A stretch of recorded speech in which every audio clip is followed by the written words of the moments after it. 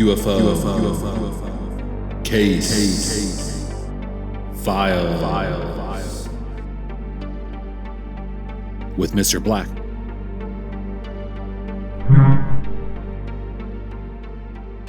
Welcome to UFO Case Files. I'm your host, Mr. Black. This is a channel where I dive into everything from UFOs, ETs, extraterrestrials, UAPs, USOs, you name it. I cover it all. I'm going to go into all the famous cases, all the cases you've never heard of, and then some. We're going to have crafts hovering, crafts abducting, weird lights in the sky, tales of reverse engineering. We're going to cover it all. But today, we're going to focus on the case that started the modern UFO abductions. This is the case of Betty and Barney Hill. They were abducted, supposedly, in September of 1961.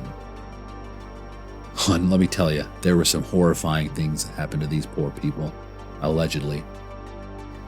This is the type of case that will make you go outside and smoke a pack of cigarettes on a cold night, contemplate your future.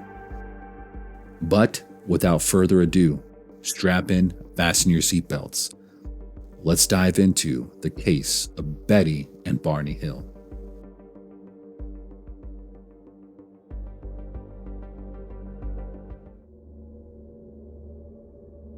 It was a crisp September night in 1961 when Betty and Barney Hill embarked on a journey that would change their life forever. The couple, who lived in Portsmouth, New Hampshire, were driving home after a vacation in Niagara Falls. Little did they know that their trip would become one of the most famous UFO abduction cases in history. Betty, a social worker, and Barney, a postal worker and Korean War veteran, were a respected couple in their community. They were both active members of their church, and they enjoyed spending time with family and friends. However, their lives were about to take an unexpected turn.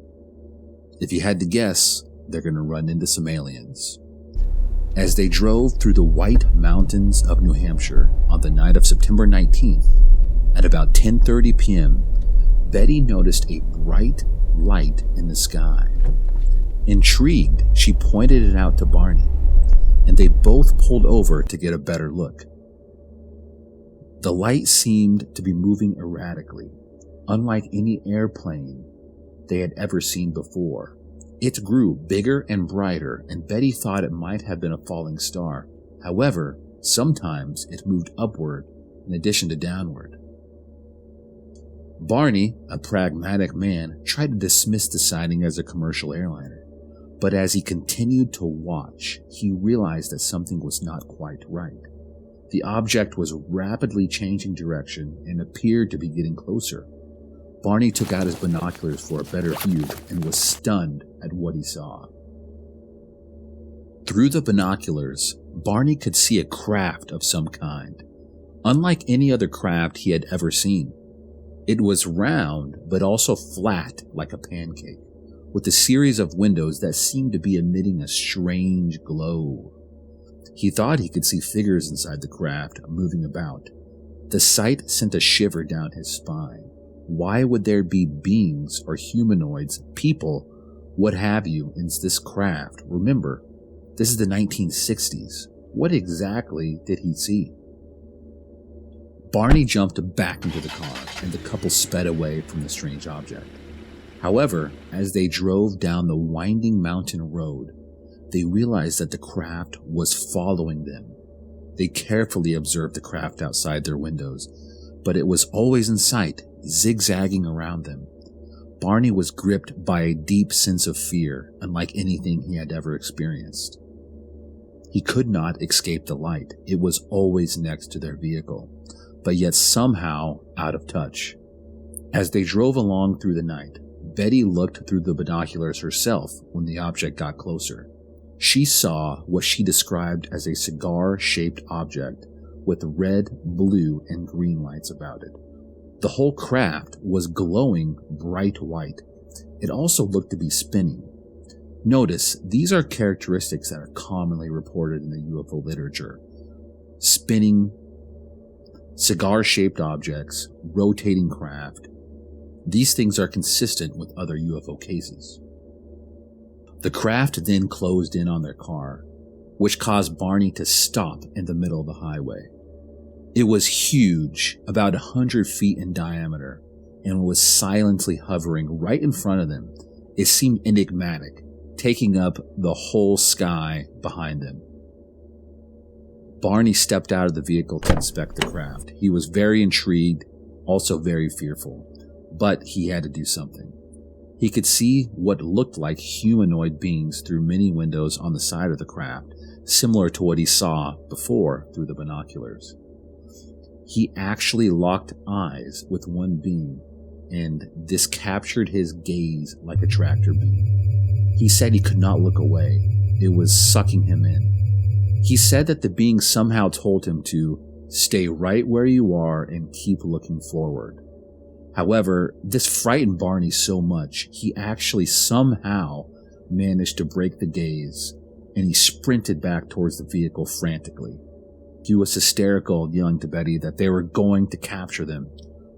"The beings are going to capture us. They're going to capture us," he shouted. They sped off in their car, but down the road, Barney started to hear a strange beeping sound. The next thing he knew, the couple's car was filled with a strange, buzzing vibration. It seemed to shake the whole vehicle, and their car felt as if it was being pulled towards the craft, which seemed to be above them. Barney struggled to maintain control of the vehicle, but it seemed as if some mysterious force was taking over. They felt a tingling sensation all over their body. They started to feel very drowsy. The next thing they remember, they were in a dazed state with a foggy mind. They were unsure of what happened or where they even were, but they were still driving on the highway. Imagine that. However, they were about 35 miles from where they remembered the buzzing sound. Upon their arrival home, the Hills described experiencing very odd sensations and impulses that defied an easy explanation. Betty insisted on storing her luggage near the entrance of the house rather than the usual place in the main living area. Their wristwatches did not work. Barney noted that the leather strap on his binoculars, which he used to look at the UFO, appeared torn, but he couldn't recall why it tore and when it tore. The toes of his finest dress shoes bore abrasions. Barney, feeling compelled, inspected his genitals in the bathroom. Why he was compelled to do this, we'll never know. Something told him he should go look at his junk in the bathroom. Very odd, but guess what? He found no abnormalities. I would say that's a win. Personally, I would say that's a win for Barney right there. Baffled, the Hills attempted to piece together the sequence of events they had encountered while observing the UFO and driving back home. However, their memories became fragmented and incomplete immediately following the buzzing sounds they had heard. After several hours of sleep, Betty awoke and went to inspect her closet. She noticed her dress had a torn at the hem, zipper, and lining. She also noted a pinkish powder on her dress. She was compelled to go look at her clothes because she was trying to piece together what actually happened after the buzzing sound. Furthermore, there were shiny, concentric circles present on the trunk of their car, which had not been there the previous day before their trip home and the UFO encounter. Betty and Barney conducted experiments with a compass, and they observed that when they brought the compass near these spots, the needle would rotate rapidly. However, when they moved the compass a few inches away, the needle would return to its normal position. So it seemed like there was something odd, some magnetic effect that was imprinted on their side of their car. Shortly after the incident, Betty and Barney met with a Boston astronomer named Walter Webb, who was a member of the National Investigations Committee on Aerial Phenomena. That's a tongue twister.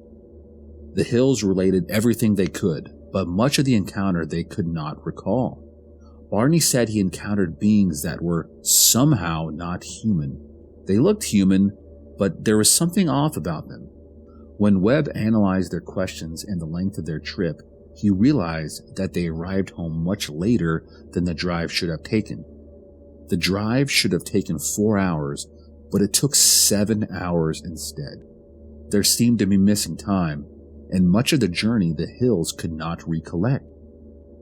In the days that followed, they both began to experience vivid and disturbing dreams. They both recalled being taken aboard the craft, where they were subjected to medical examinations by beings that were not quite human. Again, these very odd, humanistic beings, but they just didn't look like you and me. Betty's dreams were particularly detailed. She described the beings as short, with grayish skin, large black eyes, and slits for mouths. Think of the typical gray alien. They wore uniforms and seemed to communicate with each other telepathically. They subjected Betty to various tests after removing her clothes, including the removal of a lock of hair, classic, a sample of her skin, and a pregnancy test. Barney's dreams were equally disturbing. He remembered being separated from Betty at one point, and he was placed on an examination table. He was paralyzed and unable to move as beings examined him. They hooked up a circular device to his groin, and you know what happened next. Yes, that's right, they took his sperm. Barney didn't like this, but if you ask me, that's the type of thing you'd have to pay $50 for in Tijuana. As the days turned into weeks, Betty and Barney were haunted by these memories. They couldn't shake the feeling that something significant had happened to them that night in the White Mountains, and yet they couldn't remember exactly what it was. They decided to seek the help of a prominent Boston psychiatrist, Dr. Benjamin Simon, to uncover the truth behind their missing and disturbing dreams. Under hypnosis, Betty and Barney separately recalled their experiences in vivid detail.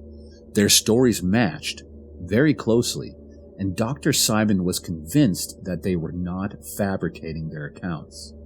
He believed that the couple had experienced a genuine UFO encounter and abduction. In addition, Betty said she was told by the beings that they were from another nearby star system and showed her a 3D holographic map of that star system. Betty drew the star map to the best of her ability to investigators. Dr. Simon's findings were particularly groundbreaking at the time, as they marked one of the first instances in which hypnosis was used to recover memories of an alleged alien abduction. Since then, there have been many cases that have repeated this, but at the time, this was the first case. The Hill case garnered significant media attention, and their story spread far and wide. However, the Hills' decision to come forward with their experience also brought with it a fair share of skepticism and ridicule. Many skeptics dismissed their story as a hoax or the result of a shared hallucination. The Hills maintained that their experiences were real and their results were deeply unsettling.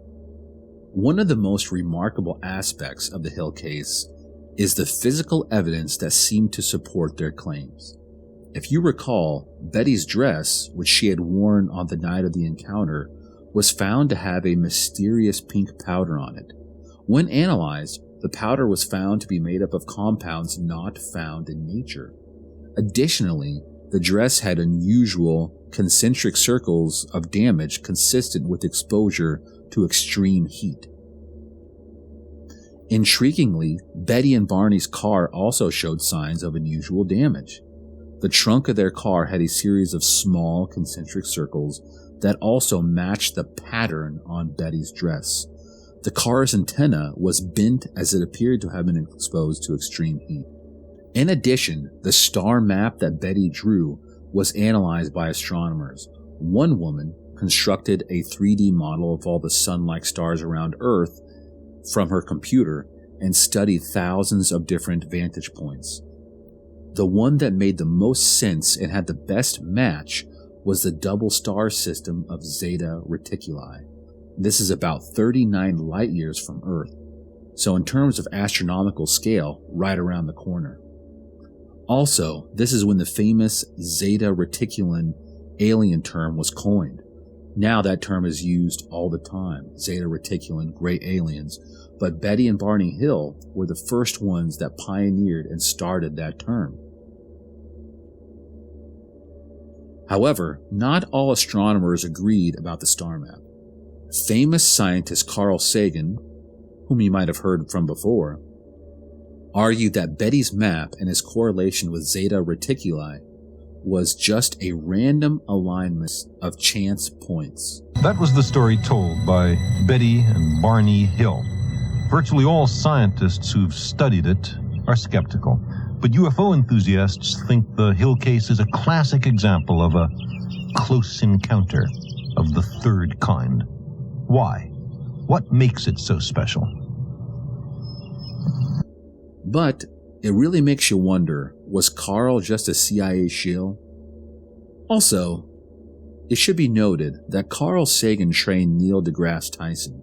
I don't know if you've followed UFO cases recently, but Neil isn't exactly supportive of any modern UFO claims.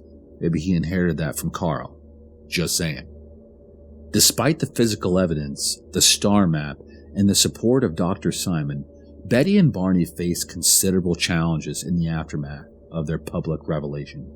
They had to grapple with the skepticism of their friends and family, and Barney, in particular, faced racial prejudice due to his involvement in the case. He was an African-American man, Betty was a white woman. They also endured invasive media attention and were sometimes portrayed as mentally unstable and just seeking the attention of the general public.